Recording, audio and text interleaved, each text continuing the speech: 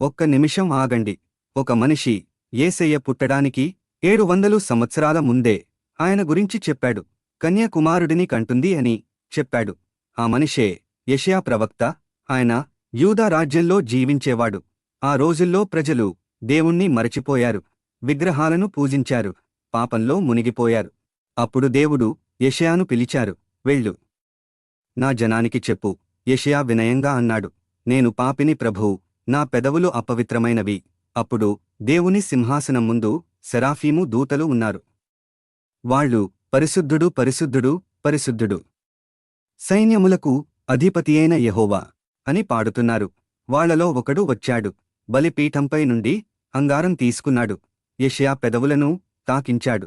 నీ పాపం తొలగిపోయింది, నీ దోషం క్షమించబడింది అని చెప్పారు.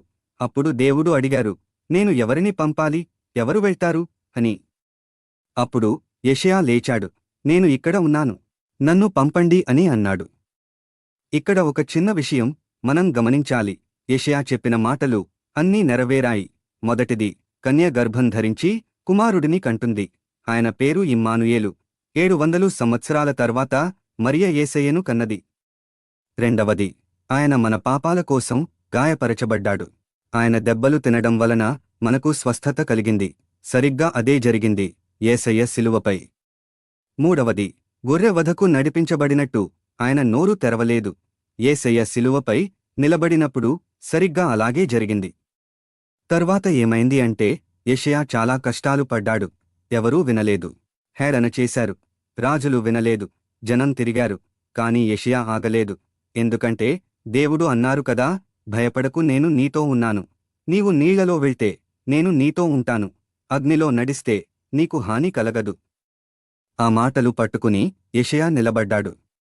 చూసారా ఎంత గొప్ప విషయం! యెషయా రాసిన మాటలు నేటికీ బైబిల్లో ఉన్నాయి.